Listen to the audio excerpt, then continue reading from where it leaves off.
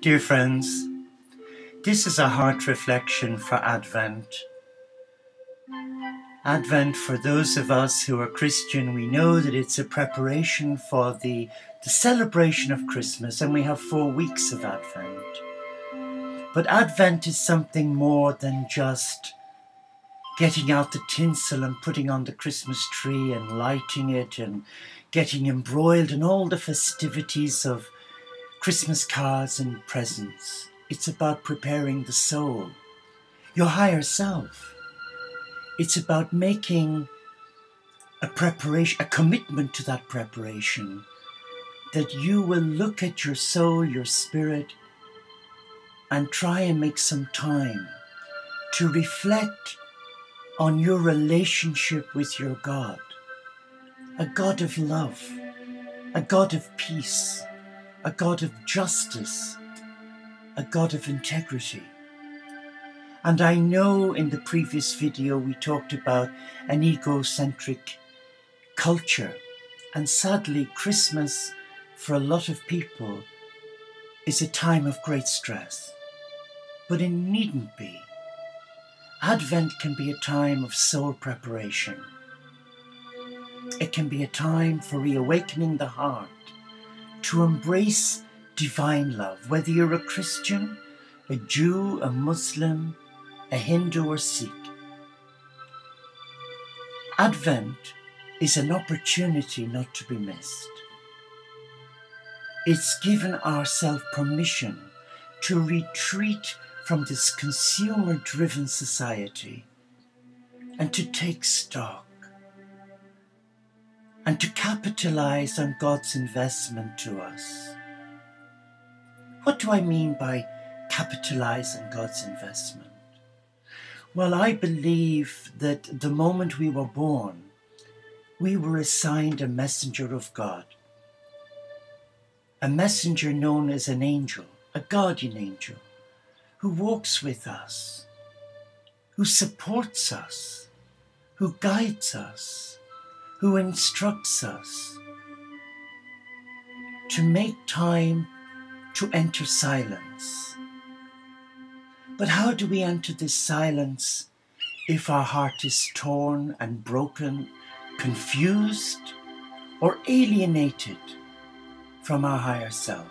Because for me, the heart is the gateway to the soul, and the soul is the gateway to God.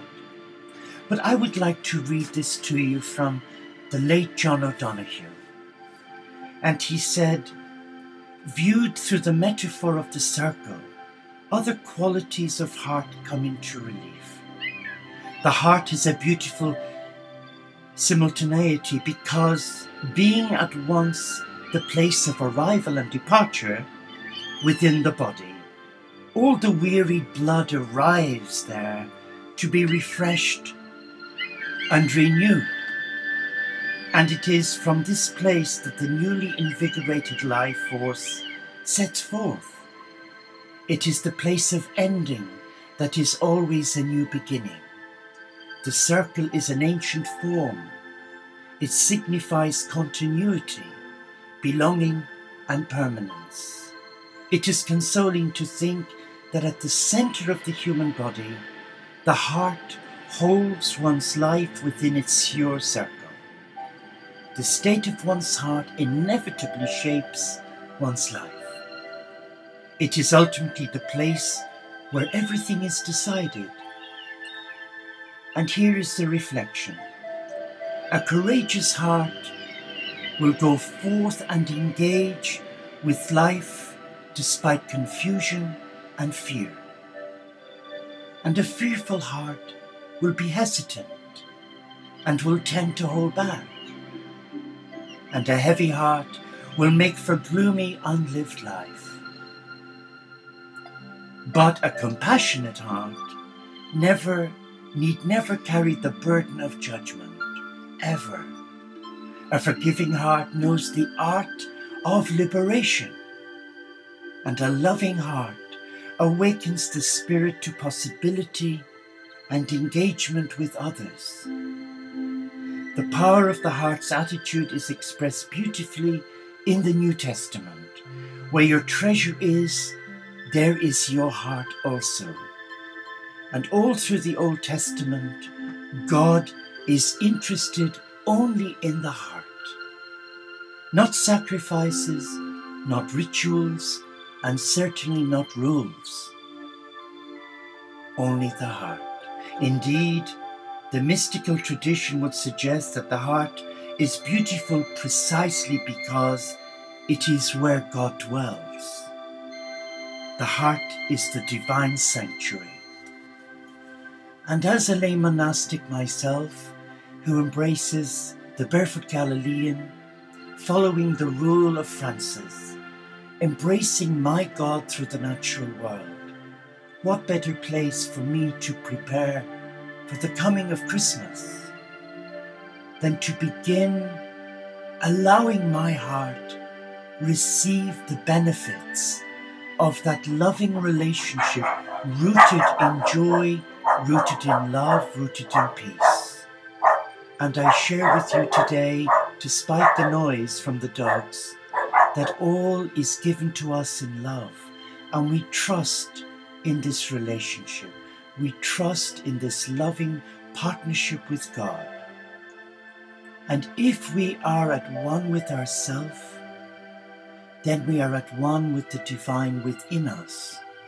Because the heart, for me, is all that is. The heart represents love. And where there is love, there is light. Where there is light, there is blessing. And where there is blessing, there is God. But sadly, religion, in its truest form, has a lot to give to God, but sadly it gets embroiled in dogma. It gets embroiled in ritual and sacrifice. And so many people have been wounded by God's representatives who have abused their positions of trust. And we've seen that in the press.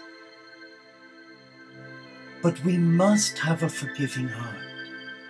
We cannot say we've come to God forgiving that person who's wronged us and then say, but I can never forget. A compassionate heart is a forgiving heart that forgets, and the love of God wipes away the memory if we allow it. So Advent is a time of reawakening the heart, for the heart to celebrate the rebirthing in a spiritual sense of the Christ child. And if you are struggling in your belief, or if you've been wounded by your religious family, there's no reason to fear. What you can do, what many of us have done, is come away and find your God at your own pace, in your own time. But you will find him in the landscape, the cathedral of God.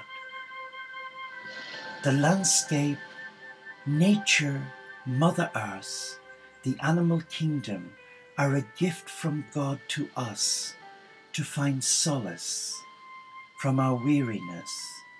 And how many times have you gone walking along the pathway by the beach or in a woodland and you hear the birds singing? What a beautiful experience that is.